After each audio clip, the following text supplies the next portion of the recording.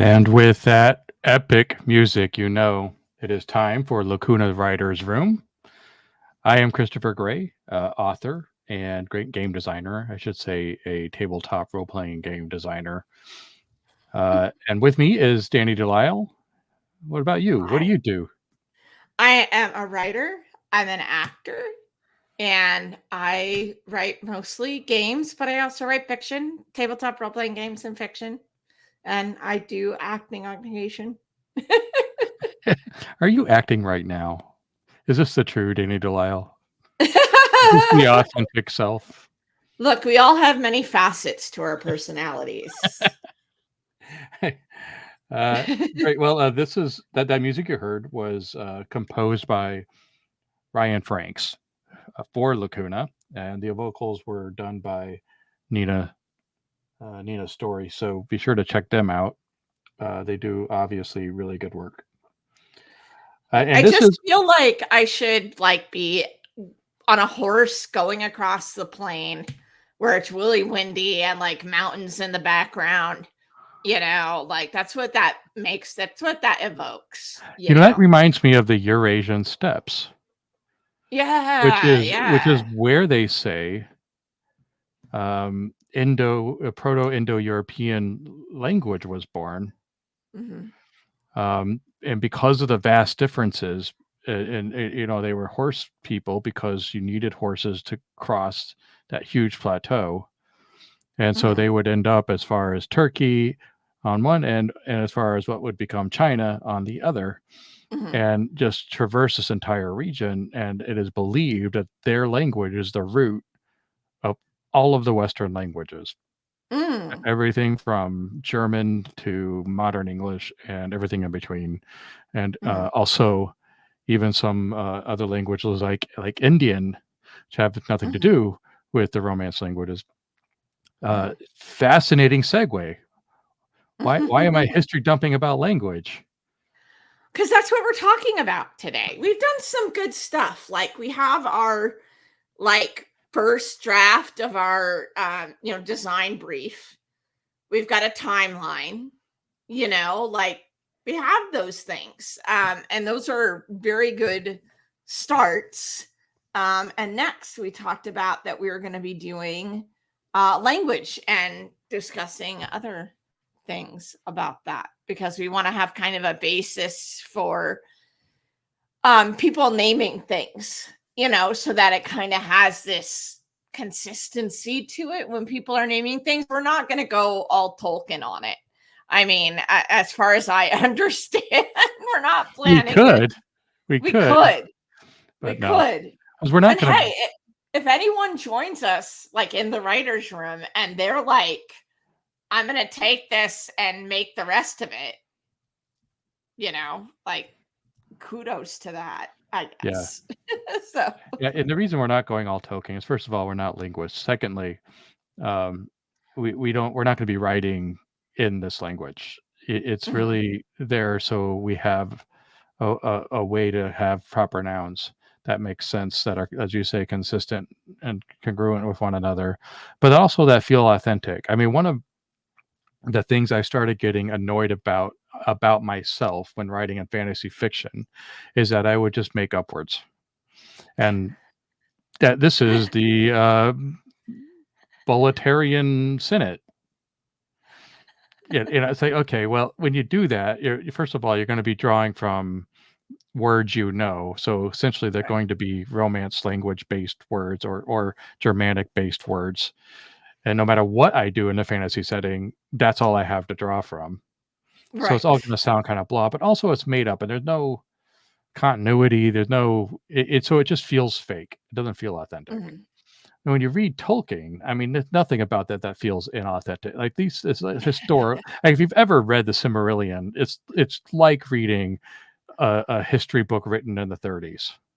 Read it. I have my own I have. copy. I even have the letters of J.R.R. Tolkien, and I have the Gateway to Sindarin, which is the book that the guy they got to do the Elvish for the trilogy, the Peter Jackson trilogy. He was the one that did it, and he wrote this book, Gateway to Sindarin. about how he filled in gaps that Tolkien did not, and extrapolating and explains it. And I actually think I told you that if you're Yeah, weird I need to read it. how all that works, because he Sounds goes into great. an explanation of like how languages evolve and how they we use words over time. It reminded me of, did you play that game? What was it called? When we went to the convention together and we created a thieves language. Were you a part of that one? That was Dialect. Dialect. Yes. Excellent game. For all of you listening, if you're into role playing games, great, play Dialect. If you're not into role playing games, great, play Dialect. You don't have to know anything. It doesn't require dice. It's Yeah. just sharing, and it's conversation between each other, and it is so profound because in that game, the object of the game is to create a dying language. And Mhm. so you create a language and you watch it evolve and then you watch it die. And it's really sad. It doesn't matter how the It game is. ends, but it's a profound game. It's up there as one of the best games I've ever Yeah. played. It's Yeah. really, And really good. it's what it's really good for is getting, like I said, since we're talking about languages and how they evolve and everything, that's a great thing to just see how it is in real time, almost like not in real time because languages take hundreds of, but like to kind of play a microcosm, like a smaller version of what happens and like how we change words, Right. to fit, our needs or to fit situations and stuff, and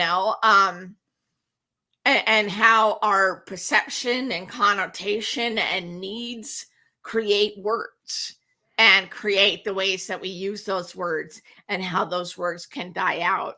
And it was fascinating to me as an anthropologist who studies cultures, and language is a part of that. Language is a huge part of culture. Like, Sure. y'all don't know. Like, Well, y'all, l- there you go. language We got is rid of the you all word in English. y'all. And so now Yeah. different cultures have to use different words for that. Yeah, that's Southern. I love it. It's concise. It expresses it. All y'all, like you just it works. Yeah. Look, All and y'all I've is like lived in you're in trouble. That means you're in trouble. all All y'all y'all. are in trouble. All y'all are in trouble. But yeah, I mean, for me, and it's so fascinating because people who really study languages, if you talk, they can tell you where you're from and even where you may have lived in the past. That you grew up here, but then you moved here and you've lived there a long time just because of your patterns and which words you say when. And it's really fascinating. Like, I remember I was talking to my friend one time. My grandparents are Canadian. We're Canadian.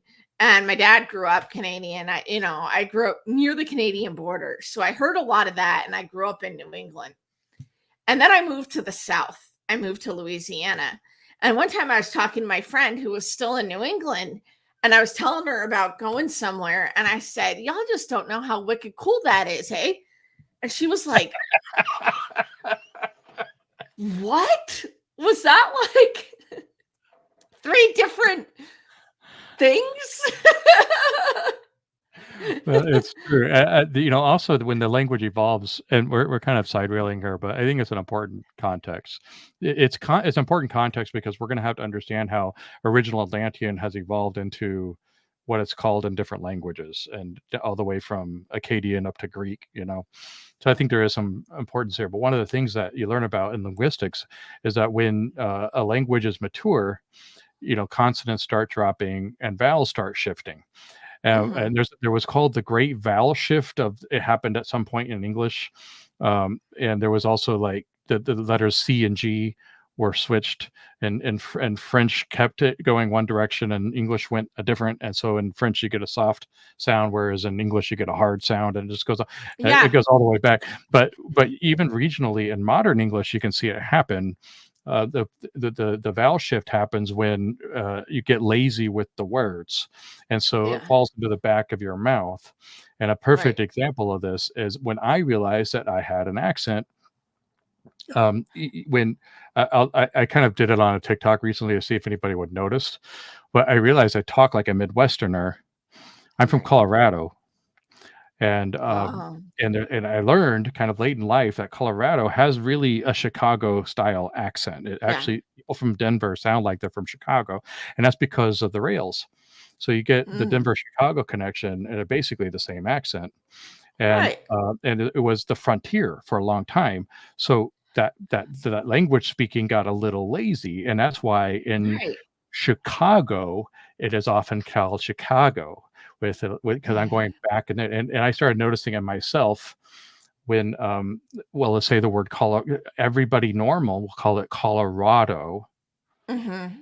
but in Colorado, you say Colorado, and Mm-hmm. the vowel is shifting into the back, and so I have this kind of like accent Mm-hmm. that comes out. Dot Yeah. cam, you know, is it a good example? So, but uh, that's that vowel shift that's happening, and in right. in a couple hundred years, the soft a or the short a sound will be a Yeah. long a sound in English. Do you Anyway, know what was the digress. bane of my existence when I moved to the South? Pecans. What was it? Pecans. Pecan. Oh, it's pecan. Pecan. It's pecan. Pecan. That's what I said. But don't do that in the South. Don't do it in the South. You will have a mob. They will make fun of you and they will give you crap. They don't look. I worked at a restaurant Pecan? and we had pecan pie. Pecan. And when I started working there, I said pecan pie, and they looked at me funny, and like I dropped off from another planet, and I couldn't figure it out until somebody corrected me or told me that that's not how they say it down here. So, you want to talk about valves shifting depending on where you are. Look, It's a funny thing to keep in mind, and that's why I think that's why we need to figure out our language, the root language, the core one, that mhm, all of the other that the proper nouns were created and then derived. I would like to right, know what was there that the Greeks called it Atlantis, because Atlantis is a Greek is a Greek word. right. Actually, it's Yeah, not. It's an anglicized version of a Greek word. right, right. Yeah.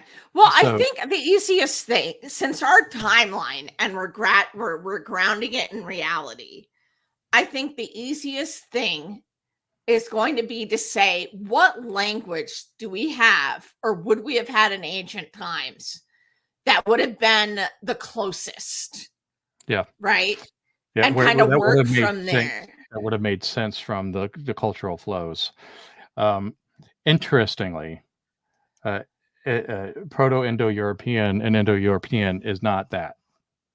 Mhm, As I said at the top, it came in from the east. It was from the plateau. So the chances that our mid-Atlantic continent was speaking in an Indo-European root would be ridiculous. They right. probably didn't even encounter the Indo-Europeans until they went into the continent, which was long after they would have been around. So I think that we can strike that one out, Mhm, which is a shame because I really, really enjoy going into old English root words and Germanic root words and finding new words. I did mhm. that with our game Highcaster. A lot of the Yes, words in there that are used for the Highcaster setting are taken from Proto-Indo-European, and so when you hear them, they sound like real words, even though they're not. right. Um, but that's how I don't think that we can use it, sadly. So this is we're in the mid Atlantic, so we should look at the languages that were the language of roots that were around the families, Mhm, um, pre and during Bronze Age. mhm. Um, so Oof. let's just check it out. I have, Yeah. It's what a writer's room about, man. It's like, and while I'm we looking had to this up, I mean, figure. we need to. I think we explain why we need this. I don't think we need to go like you just said Tolkien on this because Tolkien not only had written Sindarin or Sindarin, depending on your dialect, Right. but he had written Kenyan, which is the older Elvish And yeah, language, yeah. And plus the and Dwarvish language. and then the Dwarvish Yes. language. And then what he did was he anglicized those languages. So there were the actual names and words. And then not only did he use transliterations, but he made up new English words that would have been derived from those other linguistic words. So, Right. like, Bilbo Baggins is not Bilbo Baggins and Bilbo Baggins' language. That's the English version of Bilbo Baggins. I Yeah. don't think we need to do any of that. Right. Yeah. So we're not Unless, talking I mean, like unless you really want to.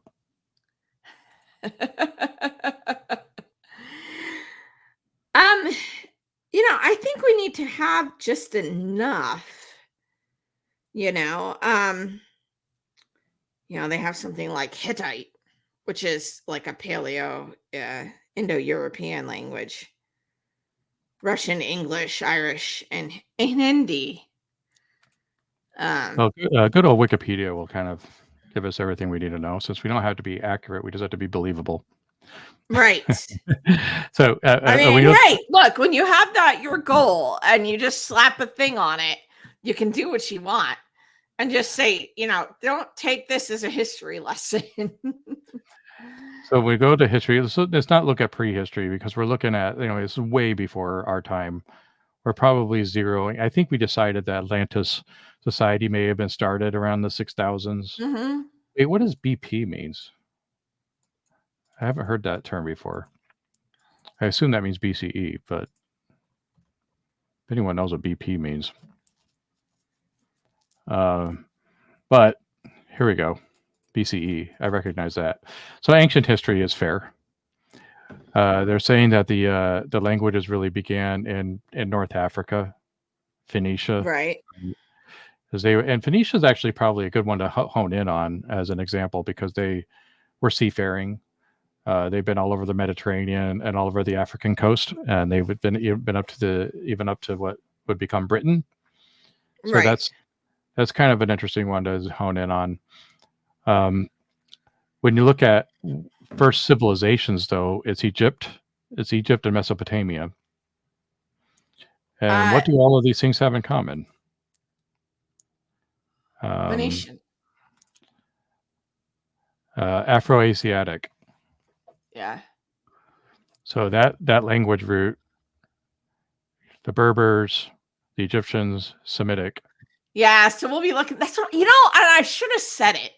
I should have said it because my first instinct was to say probably Egyptian. Would be one of the roots or whatever. And by the way, BP means before present. Oh, that's okay. That term makes sense. Yeah, before So present. you're just taking out the divide altogether. Yeah, yeah. No, I think you're right. I think we should look at Afro-Asiatic languages and Phoenician, it would be Egyptian And Semitic. and Semitic. Yeah. So, and I don't have a lot. A lot of this is, and this was it led to things like Hebrew, which is still living today. But Egyptian, and then what would become Arabic, and it might be one language that came up was Akkadian because it's so old. But let's kind of go through. The Berbers were. I don't know a lot about the Berbers and the Kushites. So these, I think, were Central African. I think they were often in conflict with Egypt. If I were mistaken, Mhm. I don't know for sure. I'm a little fuzzy on the Berbers. Mm. No, But I think you're it does correct. say Proto-Libyan, so that means Central Africa or African coast to me. Um, Mhm. the Shattuck. Oh, this shows the region here. There's a map. Oh, not there. Okay, but the Shattuck. Okay, so we're kind of deep into Africa here. The Omotic. Okay, so this is East Africa, and then Semitic, which would have been North Africa, the Levant, and Mhm. the Mesopotamian reaches, and then Egyptian. Mhm. So I think that out of all of these, what do you think? I mean, I have a hunch, but I don't want to drive my opinion without hearing your thoughts. Well, I would say, since we're talking about what would come from, how languages come together, we're looking at probably something in North Africa, maybe Egyptian, Yeah, I'm leaning towards Semitic or Semitic. Egyptian. Yeah. Yeah. And that's because these would have been the first, while there were obviously things going on with the Berbers in Central Africa and Libya, possibly as far back as 10,000 BC. It's the Semitic language speaking people that have our first major civilization. So they would probably be the first to be in contact with our Atlanteans. Uh-huh. Right. So if we look at Yeah, that Semitic, makes sense. this means that, oh man, I mean, so our language isn't going to sound anything like English or any Latin, or Latin or Greek. Yeah, well, I mean, that's the way it is, I mean, Proto-Semitic was as far back as 4,500 BC, so this would have been the sweet spot. Yep. Yeah. So, yeah, so we're talking like the earliest would be Akkadian. Yeah, what are the languages? I wonder if they have them listed here. They're talking about the sounds, which is good. We're going to want to look at that closer. Look how far east this is, though. That's okay, though. Like, because we were thinking that they kind of spread that way, right? Yeah. Yeah. Semitic languages. So the ancient Semitic languages, and then just scrolling through here, it says all basically the Levant and the Mesopotamia. I mean, I guess that makes sense. If the first civilizations they're going to be speaking to are Egyptian and Mesopotamia, I mean, they'd have to go across the Mediterranean. Yeah. So it's But kind they're of, like in the middle of it anyway. So, well, we put them in the Atlantic, so they would have to go. Oh, that's right. Yeah, they'd have to sail a little bit. Yeah. I wish it would just show me a list of Semitic languages. Oh, here we go. Yeah, it kind of does right there. So, like the oldest ones were at the top. Old Akkadian, Babylonian, and Assyrian. right. I was kind of zooming in on Akkadian before this, and I wanted to hear your thoughts on it. I mean, this is probably a good place to start. It's really old language. It's the right root. Right. This was the language of Babylon, right? Yeah. Yeah. Oh, and Assyrian. Okay. Yeah. And we have to be careful here, because we don't want to like copy paste this language. We have to remember that this would have been the same family maybe as Akkadian. Right. And Akkadian would have been a much modern version of it. Like for the Akkadian, for like the Babylonians on our timeline, Atlantean would have been like to them Old English probably, or maybe Middle English. Right. A little incomprehensible, but kind of related when we think about English, because it would have been a very much older version of it. Yeah. But it's not a bad tent pole. I mean, well, yeah, I wasn't expecting we would just like translate stuff into old whatever. But like, if we see how stuff works together in this language, you can kind of back trace it a little bit, or we can change it enough and say, oh, while Babylonian does this, the Atlanteans might have done this instead while they're speaking. You know what I mean? Like, we can come up with the kind of like quirks and rules and stuff that changes it from Babylonian to, Atlantean. Yeah. Yeah. Yeah, I So, think, and so, but there's going to be commonalities with a lot of the Semitic languages. Okay, so like the consonants, we've got your average consonants, but there's the interesting ones. I think if I just to hone in on is the DZ consonant. That's interesting. That might be something that we can bring across. There's the SH sound mhm, represented by this like F thing. I think that's what that means. mhm, There's the sound, right? mhm.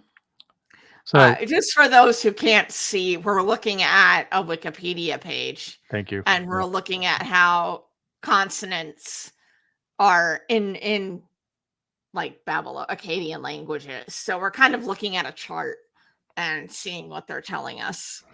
So, Thank you. Yeah. So it's saying that there's the nasal M and N, which are normal. That's what we have in English.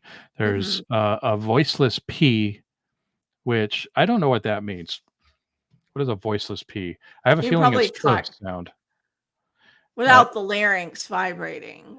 so voicelessness is the property of being pronounced without the larynx. So yeah, that's a P f sound. That's more like an F, uh, yeah, it's and so yeah, th would be like a th sound, yeah, and then ts would be like a soft z, and then a voiceless k. What is that? That might be ch. yeah, So they're using what we would use as double consonants. They're using as consonants. yeah, Okay, so we could probably just deal their consonants. yeah, sure. I mean, it's a dead language, so it's not What are like they we're gonna gonna do? have anybody care. Yeah, they're not gonna. They're not like gonna give me that back. Give me that emphatic affricate back. Yeah. But we still want to be, like I said, we're not looking for historical accuracy here. Because I feel like you can get caught up in that. What we Yeah, want is, and since we're creating kind of a fictional language anyway, we just want the basis of it. And if we do some different stuff, we'll just say, well, that's Atlantean, not Babylonian. So right. that's the difference. You know what I mean? And Like it it, should be older. It should feel older. yeah. I don't Um, know how you do that, but I think right. it should feel more impressive in some way. Hmm. Well, here's a question: do you think our Atlanteans have written language? I don't see why they wouldn't. I mean, that seems like a given for how we're kind of portraying them, you know? Unless, I mean, the only thing I could think of is unless, when they're immortal, they have such, godlike powers. They don't really need to write stuff down. They just have these memories or, telepathy or whatever. But The but I don't earliest know. languages, I think, what is the first written language? It might be Akkadian, but the earliest language, like cuneiform. Cuneiform, Yeah, yeah. the earliest languages were done for civic purposes, so they were, you know, uh, Right.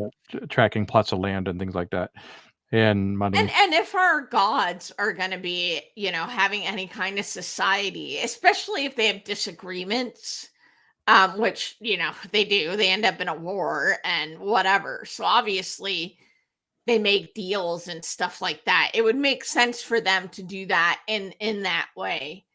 As the same as every other culture kind of developed it out of necessity for keeping track of inventory and shipments and licenses and permits and some of the stuff that we got out of the Library of Alexandria is simply manifest lists. Yeah, Like it's not even fiction or love letters or anything.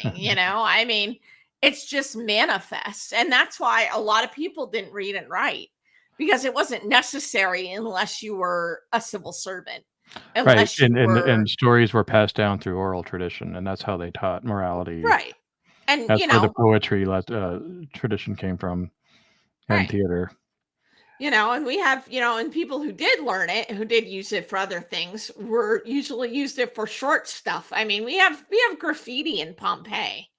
Yeah, That's basically the equivalent of, Maximus was here or like so and so has a small penis. Like Yeah. honestly, like seriously, you can look it up. I'm not even joking. You can look up the graffiti of Pompeii, and you'll see what the normal citizens of Pompeii were writing on the walls and stuff. You know, And and well, it's Pompeii's I don't know if it's a fair example because it's pretty late in the literary game. late, but it's well But preserved, which is why it's yeah, important. It gives us a lot of information that we can then extrapolate back. You know what I'm saying? Like, but my example is humans have been humans for as long as, we've been human.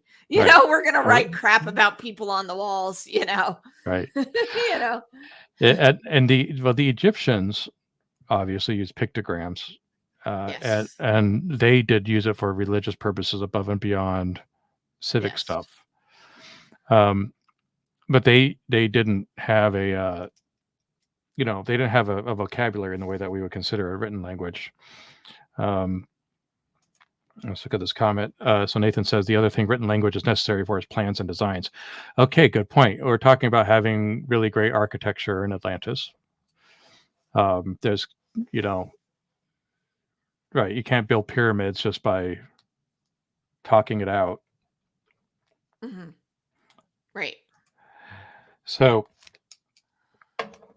well, that's interesting. Okay, so then I guess it might be kind of a side rail. So I'm not sure how important it is, but it's interesting to think about if they had a written language, what would it be? Was it like cuneiform, where you're just doing a bunch of slashes that ultimately mean sequences of numbers? Or are you doing pictographs or a combination? And the reason it might be important to understand that is because how do vowels work? And Mm-hmm. are they represented in the written language, or are they just more fill in the consonant blanks? A lot of the older languages don't have vowels. Right. Yeah. It's just long consonants. It's Right. just one of those long things, and you're like, I need to breathe in the middle of this word. And they did have vowels. They just never wrote them down because the assumption. I might be talking out of my ass here. I can't remember if this is true or not, but the assumption is that if you know how to speak the language, you know what this sounds like. Well, that's proven true. Yeah. We have a lot of innate rules that we follow being native English speakers, right? That we don't articulate and that we don't think about. For instance, the order of which you describe things is prescribed. Okay. Right. So we innately know, and I don't know if you've ever read this before, but languages, when you study them, we have a rule in English that when you're describing something, there's a certain order in which those adjectives go and the type. So size, color, object is one. So we in English say large green box. We don't say green large box. And we Mhm. just know that, right? It's not anything somebody taught you, right? That's not anything you learned when you're learning languages when you're a child and you're learning to speak from your parents and your teachers and you're absorbing your native language. That's just something that we know, right? And another description that we always tack on the end of it would be something like it's a dirty large green box, right? But we don't say it's a large green dirty box, Right. right? It's a dirty large green box. It's just we know that particular rule and how to use it, and anything else, if we do it, sounds off, Mhm. right? And that's something that actors play with when they're coming up. If they want a specific way that a character speaks that doesn't makes that seems a little off because it's supposed to be for the character, they start playing with those innate rules of that we know of the language to make it sound different, to make it sound something like normal English, like regular English native speakers would not say. you know um People in second languages have all sorts of English tics sometimes when they start learning English because of the way that you do stuff in other languages is not necessarily the same way we do it, you Right. know? Like Right. we And say, so, like in French, you say le chat noir, the black cat, but we don't say the cat black, right. right?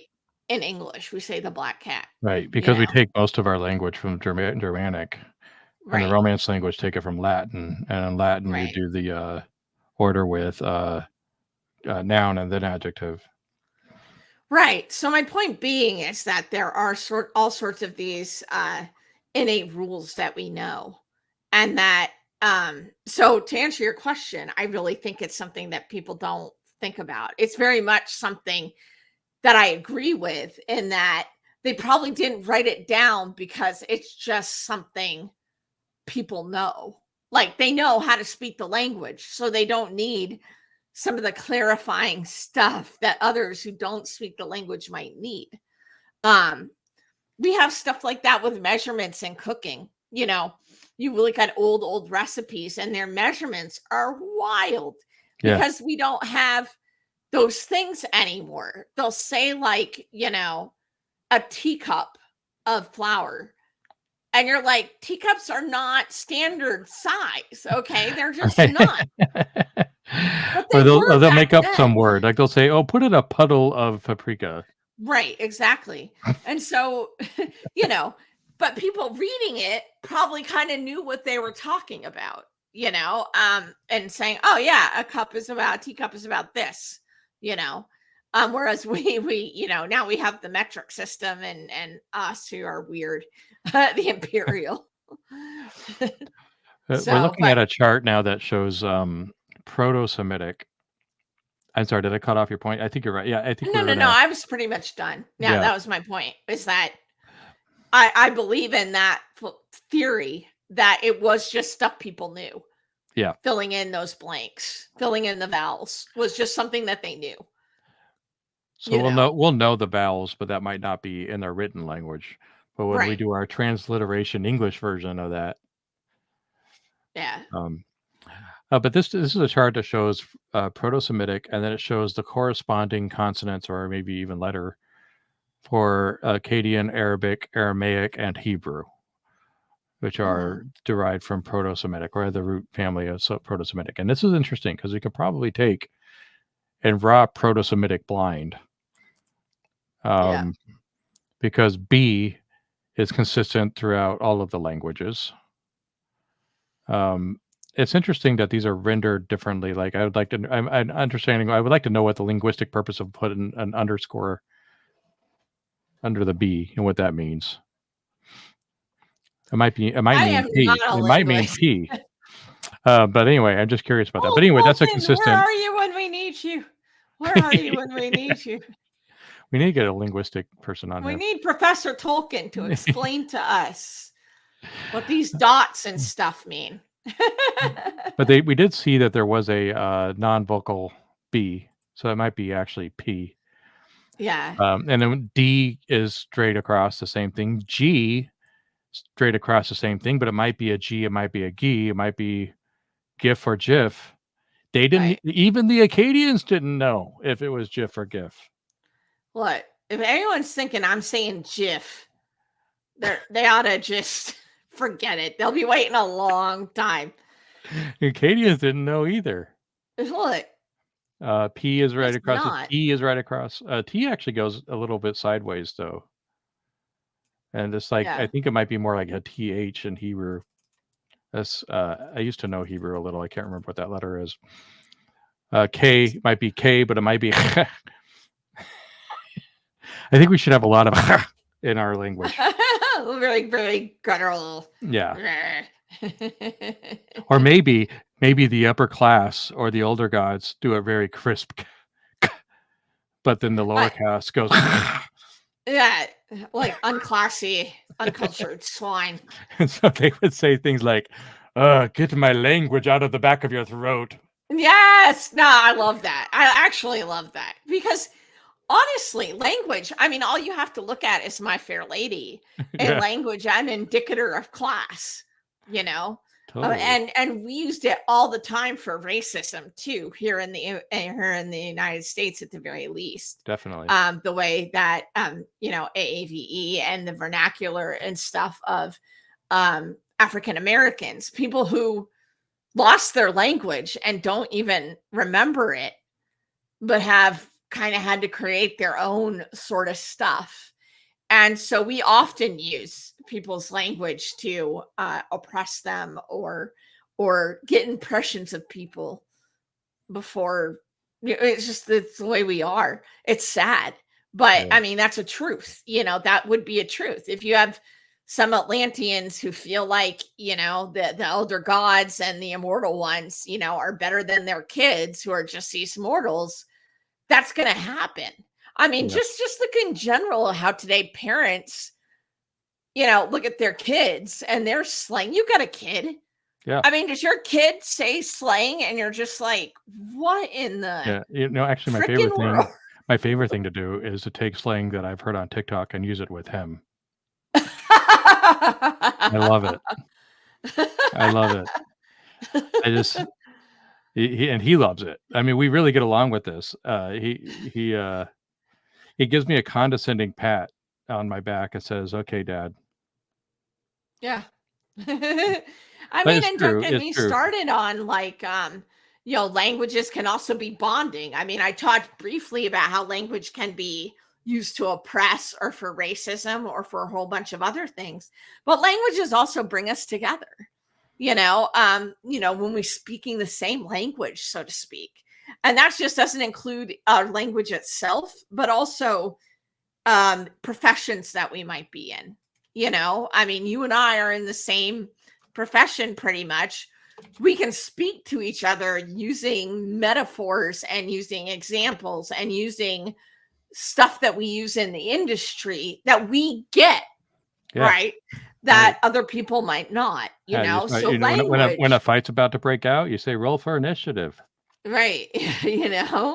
Exactly. So language is, I mean, I'm going on, but I'm just going on my anthropology nerd Yeah. status.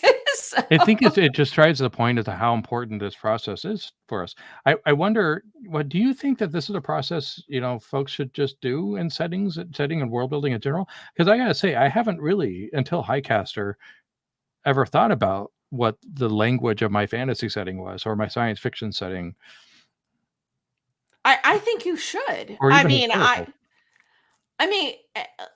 I think you should. I personally think you should.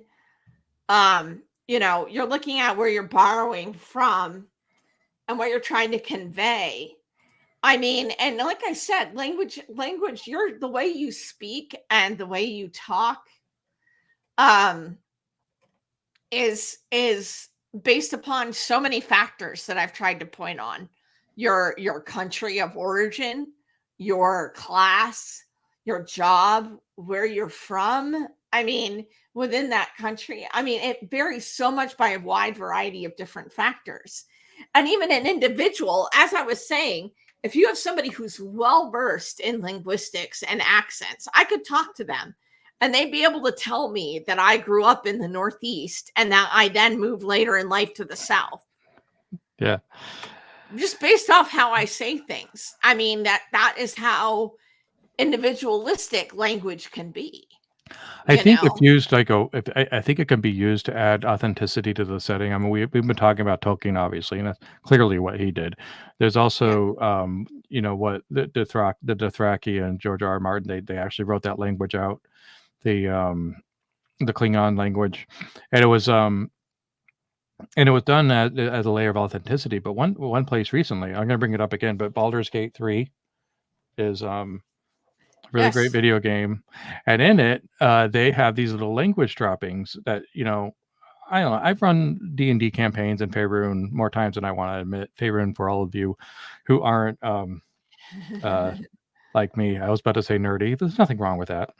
But those of you who have not played D&D, Faerun is sort of the default setting of the latest Dungeons and Dragons edition. Right. And if you saw Prince of Thieves, Honor Among Thieves. Honor Among Thieves. Prince of Thieves. That was Faerun. That was a Freudian lip slip. But if you've seen Honor Among Thieves, that takes place in Faerun. and it's obviously languages and culture and all these other things. It's decades and decades of world building in this one place. Actually created by one guy when he was a teenager. Ed Greenwood came up with the setting when he was a teenager, and then the publisher TSR at the time loved it, and then took it and ran a bunch of stuff through it. And so it's a really deep, very rich setting. You never think about the language. I mean, when you're playing the game, you're like, oh, I speak dwarf, like as if that's a language, or I speak elf. Right. But the reality is there's all these languages, and so the game brought some of those languages, and they actually did some language work on it. And I first noticed it when these druids were yelling at somebody, or these tieflings were yelling at some druids. Tieflings are these little like devil people, and they called some, it's you Magrashim, and I was like, what is that word? It's obviously a slur of some sort. Yeah, But it added obviously. so much authenticity to it, and then and they dropped all kinds of things like that in there. And anyway, I'm on a tangent, but my point is, having an authentically, I guess, thought through language can really add layers and textures to a fantasy setting or a science fiction setting, Yeah. that it just makes it feel more real rather than just Yeah. making up words. We're going to make up words, but we're going to do it now with a structure. Right. Yeah, because we know kind of what we're basing it on. For sure, for sure. I mean, hey, we could take a stab right now since we're in the writer's room. Yeah. We have the word Atlantis, right? Yes. So we're gonna start with that to try to figure out what our Atlanteans might have called themselves. Like, Yes. I think where coming up did with they the word Atlantis for Atlanteans would be good. And we'll stop calling it Atlantis. yeah. Um, But right. it is for all intents and purposes that that got written about. But as you said, that's not what they call it. It's like in Tolkien, they called it Moria, right? But that's not what the Doors call it. They call it Yeah. Khazad-dûm, in their own language. A Rivendell is Rivendell, but it's not Rivendell in Elvish. It's in Mladris. It's just because Tolkien's a language nerd. Yeah. The first place I think we should do is, what does Atlantis mean? Right. And then we can come up with our word for that meaning. This is one of my favorite sites. This is the one I was trying to remember last time, and I acted like a fool because I was coming up with all of the words that it wasn't. But etymonline.com, ETYMONLINE, is this Mhm. etymology website, and it shows you all of the sources of words. I love it. I'm on the site a lot. I use this site instead of a thesaurus. Anyway, so Atlantis was derived from the word Atlas, Mhm. because it Yeah, was a the Greek Titan island who nation. was sent to hold the world on his shoulders. Right. That was his punishment. And so it was literally means daughter of Atlas. Mhm. So let's look up Atlas. Um, Atlas is a really new word. Why is it saying that Atlas came out in the 1580s? That's interesting. Well, it says that the Greek name traditionally is interpreted as the bearer of the heavens. Okay. And the copulative prefix. Yeah, it shows you to bear. Yeah, the PI, you'll see it says the PIE root, to bear. Yeah, PIE is Proto-Indo-European.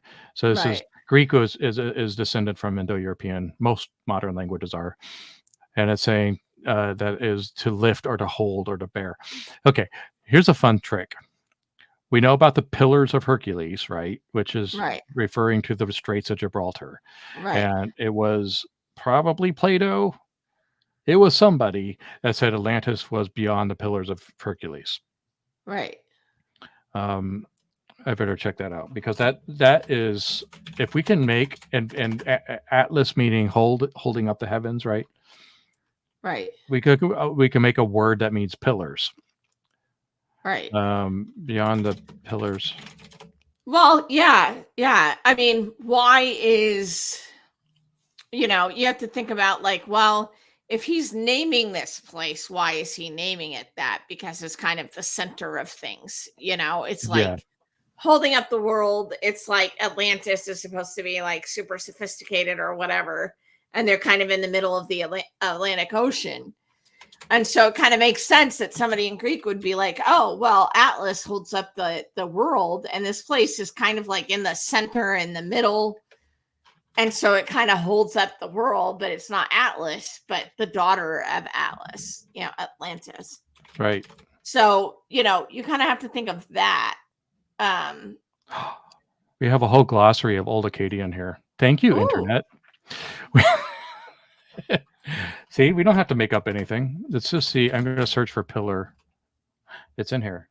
Let's see if I can zoom this in closer. See, this is why I think it was Steve Jobs who said you need to hire lazy people to do things, because lazy people will find the shortest, easiest way to Who needs to it. make things up? Have it here. I'm having trouble finding it now. There it is. Okay. There you go, Nathan. Okay. Nathan loves that word, Tiamat. Pillar. He likes the goddess. Dimatum. I have to decide how these things are pronounced. What's interesting when you look at this is Dumtum. Well, they don't know that's actually what it was. Or these are all kind of words that sound the same. Dimatum, pillar. I think this might be true in Semitic languages in general, but I do think that having like a root word that when you add prefixes and suffixes to, and then you conjugate, will change all of those words with the meaning of the word. So if the root word is dimatum, it might be pillar, so that maybe it might be that so what you want to do is like dim is like the root word, and then atum might be a suffix. Right. Well, dimatum looks like that is the base. So what you would want to do is it would be more something like look up ocean. See if they have like I see where you're going with this. Yeah. All right. Well, let's see C if they have C. Aha. Oh, that's no. I don't want the word research or seal. I wonder if you can do this. All right. Waters. Yeah. Water skin is not doom. This is there's an apostrophe here. The Semitic languages used apostrophes, and they were often glottal stops. And if you're unfamiliar with a glottal stop, that would be what how the people in Liverpool say Beatles. Beatles. The T is a glottal stop. Yeah. And I love the idea of having glottal stops in our language. But it was very common in Semitic languages, and it is in Hebrew. Aleph in Hebrew is a glottal stop. And what's interesting is that Aleph is often used. Aleph is not just in Hebrew; it's in other Semitic languages. It's often used as the first letter. So it kind of it's like the sound before the sound, and it makes a language sound. I don't know. It makes the language sound cool. Maybe it makes the language sound old. I'm not having any luck finding the Akkadian word for ocean, but you know what? They were in the middle of the desert, so. Right. But, saying something like what I was going to say is you can just take that,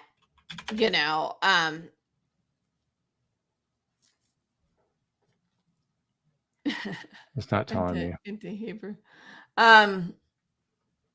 Or water or something like that. But I was saying like water, like pillar of water, like in the middle of the ocean, like a smaller. Is Tiamat? Is it? I'm trying to find the transliteration. I mean, it's telling me what it is in Hebrew, which is great, but I can't read Hebrew. What was in Egyptian? I think it might be. How to say ocean? Yama. Yama. Nathan's saying that it might be Tiamat. Might be ocean. Oh, okay. I'm glad Nathan brought this up, because one of the things I want to do at Tiamat, I just want to do this because I think the story of Marduk destroying Tiamat is very clear that he separates Tiamat. Mm-hmm. And that always struck me as a great metaphor that actually these were it was a nation that he separated into two, Mhm. or Right. peoples. So I love the idea of taking Tiamat. What is? Let's just see what. Yeah, we know. I don't want to go to study.com. Don't go to study.com for this stuff. Go to Wikipedia. Okay. The primordial sea. That's what I think it was noon in Egyptian, if I'm not mistaken. Yeah, it's a primordial sea mating with Abzul, the groundwater, to produce gods in Babylonian epic. Etymology, there you go. So, Pimatu following. yeah, Tom 2 was the Huh. early form. So, when we go back to our Arcadian pillar.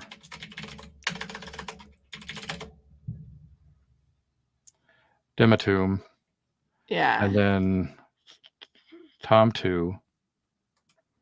And also we have to make it sound cool. Like, I don't think like Dimatum Tomtum sounds cool. So we might need to. Well, no, often if you're going to do words, since that's the base of the word, Yeah. like that's just the the root of the word, it would be use like the different parts of the word. Right? It would be like I'm gonna go to our scratch pad.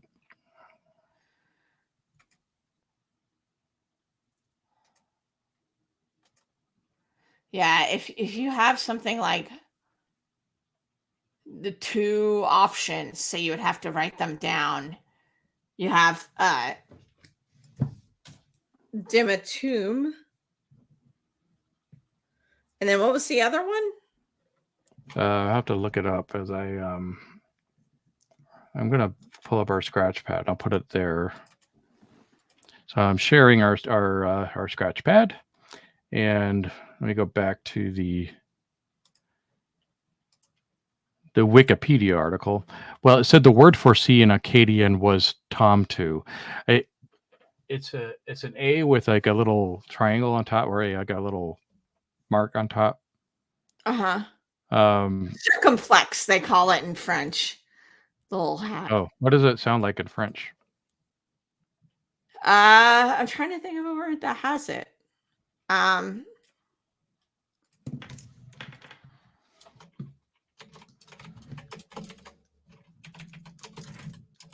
With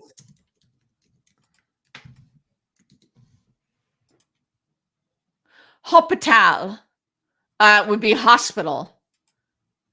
Okay. So it's Or like, yeah, it's kind of the circumflex. Uh,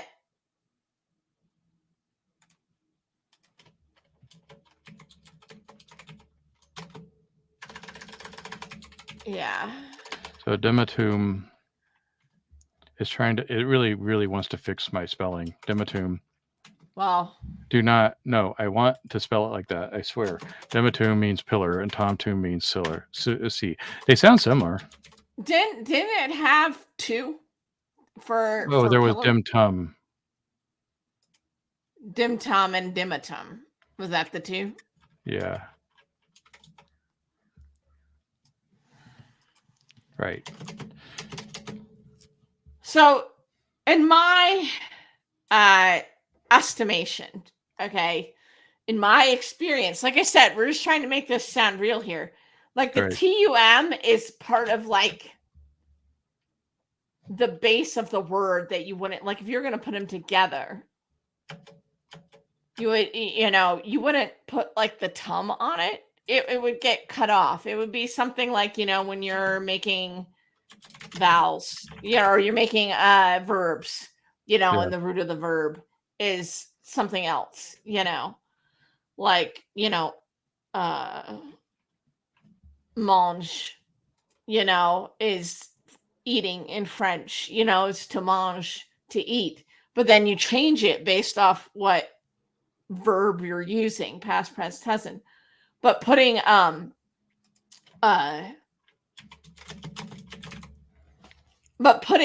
words together in this sense, you would take the words and put them together. Look at the example of bicycle, right? Bicycle, bi and cycle are not the roots of those words, but you took the two words and put them together. So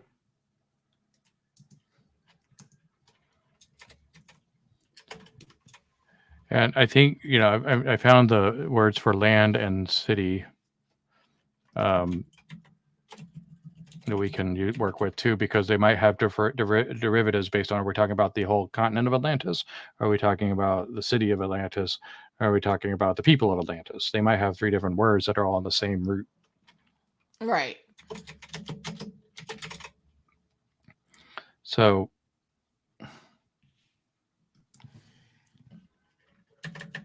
I don't know. I have to like.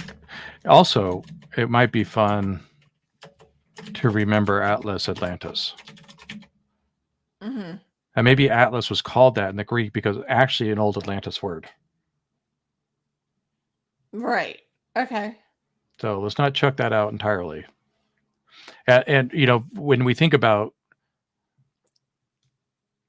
as consumers of this story and of this setting, it might be worthwhile trying to bring Atlantis in some way so that it feels and sounds familiar.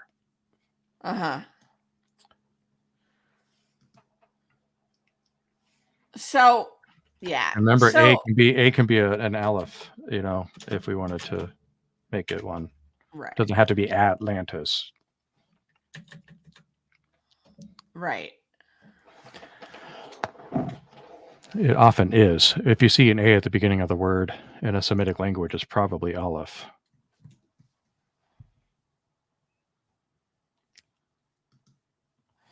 Well, here's our problem. This is all of the data. What do we do with it? Right. Okay. So,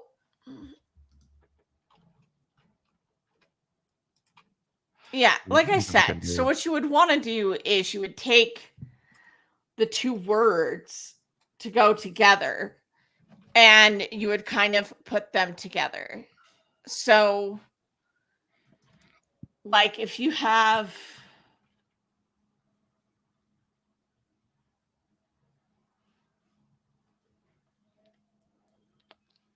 like I'm right now it's silent because I'm just looking at what you've written here. So like, okay, we could just start putting them together. So like tum is the same across both of them. So Yeah. Tom Dim, I don't know, doesn't ring. Tem Dim, Dima Town, Dimakar, Utam.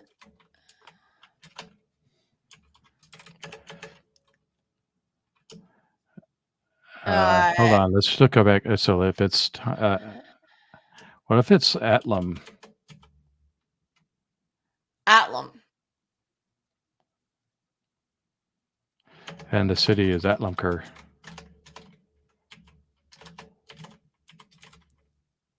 Oh, that's land. Atlamru. I don't know. Yeah, no, I see where you're not going. bad.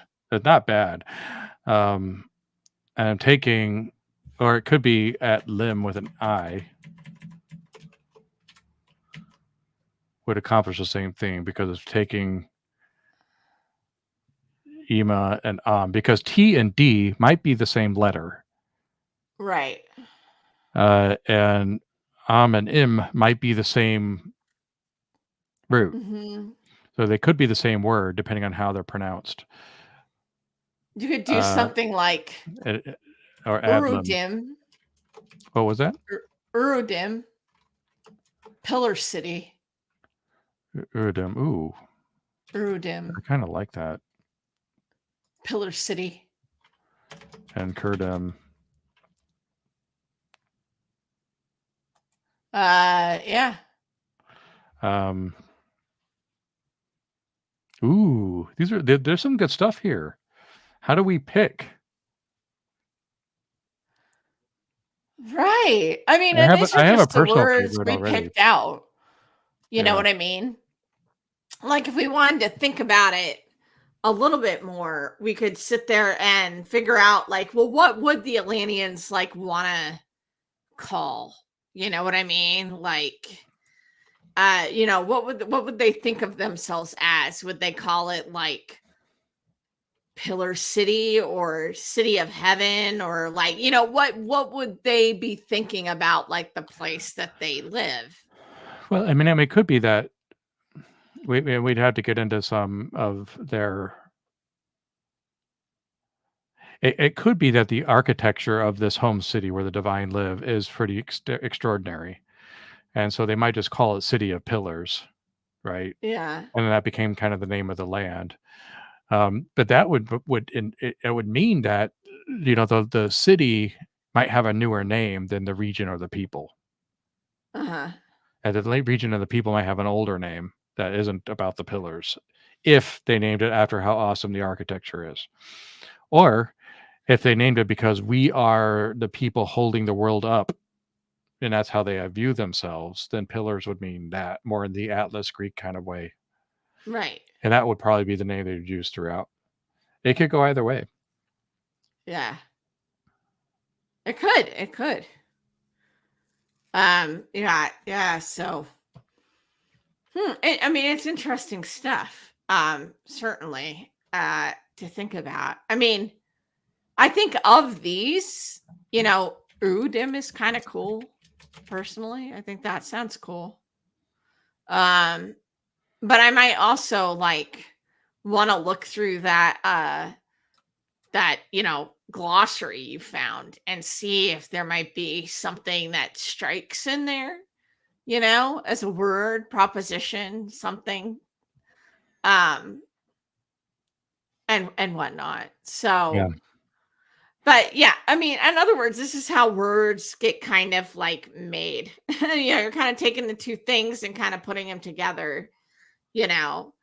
I mean, my name, like DeLisle, is French. It means of the island. But the way it's spelled and the way it's said here is very different than they do in French. So, um, it, I mean, doing this sort of thing, I think is how it would happen. They'd have the roots of their words and then they would just kind of try to put them together, in an aesthetically pleasing way, Yeah. 'cause that's how we do with languages, if somebody comes up with like a phrase, right, and it doesn't sound right, or they're nouning verbs, and it doesn't sound quite right, we kind of know it, so we do things that kind of sound good together, you Right. know. That's why we say asshole and not whole ass, because it just you could, but it doesn't sound right. It doesn't sound, you know, it has very different meanings. So it sounds Well, so there's a whole ass pizza, and that asshole ate it. That asshole ate a whole ass pizza. yeah, yeah, so Uh, we different have. connotations. I also saw the way that Akkadian anyway deals with. Um, well, it was pronouns a whole other thing, but plural and singular. The plural would add a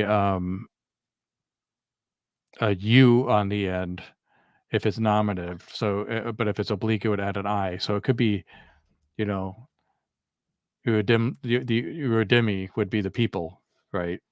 Yeah, Um, Iridimi. Yeah, or if I am from Atlantis and I might say Uridim, or that word I have trouble with already.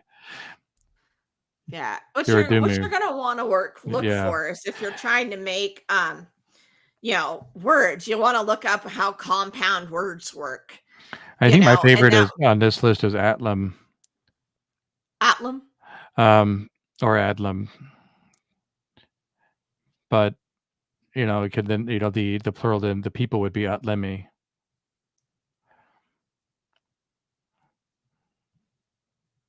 But I'm not sold on it yet. I mean, I think we can do some thinking on it. Yeah, We're I just going to think have to that make an executive decision and say this is what it is, right, and then start constructing the language based on this, and so we can have a list of nouns that we pull from. And I always find when naming stuff, if you you hit the right name and you're like, yeah, that's it. So I think we have like a good place to start on this. And then, next time we can maybe, have some other suggestions and come to a conclusion. And then we can start looking at, other stuff that we wanted to talk about, Yeah, we have to get to the nitty-gritty of what magic looks like, what technology looks like. We had to figure out what the cataclysm was, right? how immortality works. We had to figure out some of that stuff, and so I think that this is going to be a thought process probably between you and me, and we're just going to have to come to accords. Mm-hmm. I'm not sure how much we could bring our audience through this process beyond what we've done. We're just going to have to decide. And then I don't think we can they come up with a language.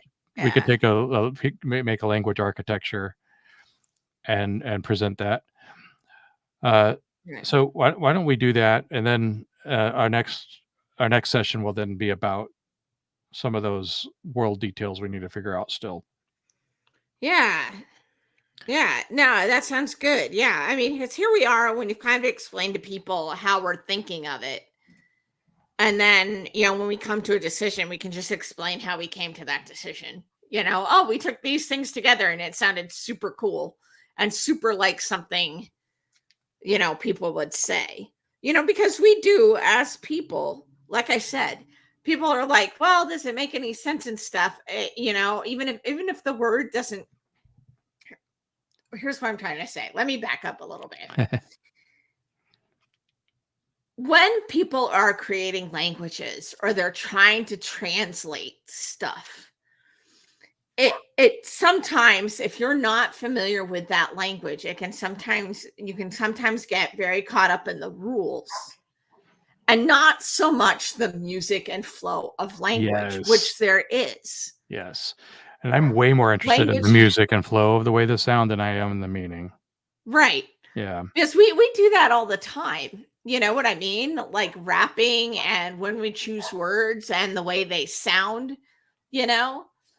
And so it's not unheard of in language just to go, I don't like that name. I don't like this name. Even though they mean what I want it to mean, they're not quite right. But then I got this thing over here that sounds really cool. Yeah.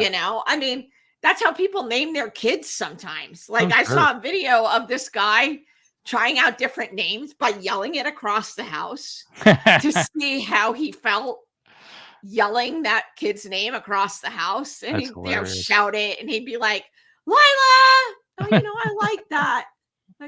Herbert, no, and it's just trying it out. That's how we do it. We are patterned. We are aesthetic beings. We are. And it's no reason to think that the Atlanteans wouldn't be aesthetic with it as well. Right. You know what I mean? Yeah, and it needs to sound good in the fiction. And the setting is going to be, hopefully everywhere. And it needs to have the same eloquence as, some of our beloved settings and their names. Right. I think Faerun is a terrible name for a setting. So that's a bad example. Sorry, Mr. Greenwood. Yeah, I mean, it's just that's just the way it is. So, if anybody's going to come and say like, well, these two words wouldn't actually be put together like that, or whatever. It's like we have words that are put together all sorts of different ways for all sorts of different reasons, including English. Some of it has to do with the root word.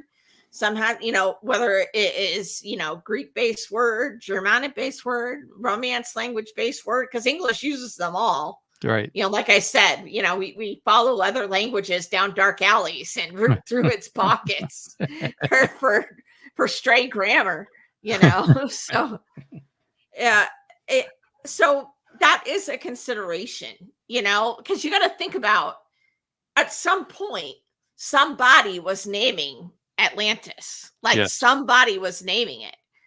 And they don't just do it by like throwing this and throwing that together. They'll try that way, but then they'll do what we're doing. Oh, how does that sound? Yeah.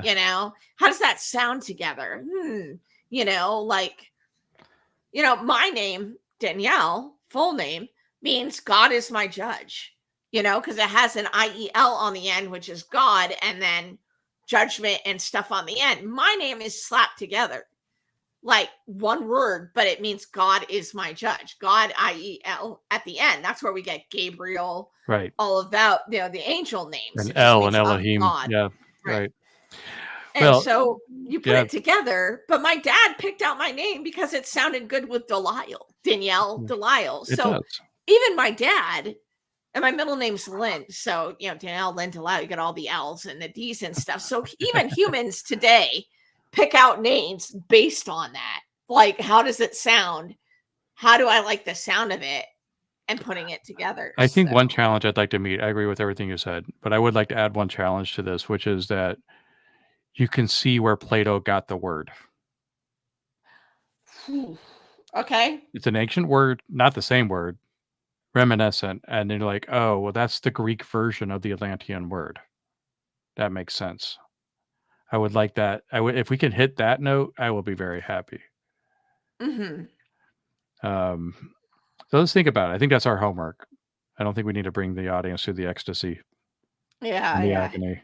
The ecstasy and agony of naming things, which is like the bane of every writer. What the hell am I going to call this thing? I don't know. And then you have to like copy paste or replace all in your document because you changed somebody's name like 50 million times. And you're like, oh, that's when they were named Humphrey. They're not Humphrey anymore. And you get somebody reading it going, who the hell is Humphrey? Oh, that was like 5 drafts ago. Sorry. Clearly Gaston. Clearly Gaston. He was clearly a Gaston. I was misinformed. My apologies for that. So, that's just how it works. That's how the creative thing works. Yeah. I mean, my thought is like, because he was basing the word, like it's daughter of Atlas. Daughter of Atlas. Yeah. Daughter of Atlas. So daughter of the person that holds up the heavens. That's more based on Daughter of the pillars that held up the heavens. Yeah. So you'd have to find kind of, if you want it to kind of sound the same, your kind of way for getting there would be Plato saying, hearing the word from an Atlantean or seeing the Atlantean word, right? And going, oh, Atlas, of course, that makes sense because he's looking at the way it sounds, right? But of course, you can also take the tack of, he's just naming it off what he like the concept of the place rather than anything else. That the word doesn't sound that way, but he's naming it off the concept. I think it just needs to be, or ideally, the challenge is that this is the Greek word for it. Right. And you can kind of see how that happened. Right. Yeah. No. Totally cool. Yeah. So, but what I'm trying to point out is there's multiple ways to get there. Yeah, totally. Totally. There's multiple ways to get there. You can take different avenues because etymology happens differently in language, some of it out of necessity, some of it out of aesthetics, some of it, out of wanting to separate people, like, oh, that's what these people call it. We're not going to call it that because, they're beneath us. You know what I mean? These are not French fries. These are crisps. Yeah, these are, yeah. Okay. Yeah. Chips. I mean, like I had a roommate who's it's chips. It's chips. But I had a friend who was from Australia, and she would tell me, she's like, oh, she says, your boot's open. I was like, what? Your boot's open. What the? You got to close the boot. The what? What in the hell are you talking about? She's talking about the trunk of my car. Right. Language is a funny and beautiful thing. Get that jumper out of that boot. Yeah, get the jumper out of that boot. Like, what? Why do you call it that? You just picture people in England just jumping around with these things on, and that's why they call it a jumper, right? There's just a bunch of English people just jumping, just with their sweaters on. Why in the hell do you call it that? I'm sure there's some historical reason, but like I said, people call the same thing different things for all sorts of reason. All sorts of reason. We call them sweaters. Why do we call them that? We're cold when we put them on. We're not sweating. Why do we do that? Look into it. Why do they call them jumpers instead of this? That's what we're playing with when we're trying to name Atlantis. Right. Why did they Atlanteans themselves call it this? Why did the Greek call it that? What's the connection? There's got to be. It's the same thing. We're looking at the same thing, but they're connecting it to different things and call it something else. Maybe it does sound the same. You know what I mean? That's where you get romantic languages kind of are similar. If you lose one, you learn one, you're pretty close to learning the other romantic languages. Right. Just going to pronounce everything wrong. I'm like nerding out on language. Yeah, I could go on. I've been going on. I think I think we can wrap, but I do want to talk about because it's come up a couple times about what we're going to be doing with the setting to allow folks to participate in the setting. And I'm going to say very bluntly, we don't have a process yet. We're not ready, but I believe the path that we're going to take is that the setting itself would be open up to the Creative Commons using, in the game world, we call it a systems reference document, but it'll be like a Bible document that you would use. And as long as you're compliant with that document, then you can use the setting. And then, however, I think there's going to be another layer where, if the story is to be canon within the setting, then there'll be a separate process in which you would work directly with the Lacuna team and do the world building and story building together. And then, that would be a more formal relationship. That's how I think this is probably going to go, but we don't have enough built out to even create a process yet. I think we will soon, once we get past some of these definitions and we figure out what the setting is pretty clearly, and we can write that document. And, I think we can probably put some formality there. But I just kind of wanted to let everybody know what we're thinking on that front. Yeah. All right, awesome. Cool.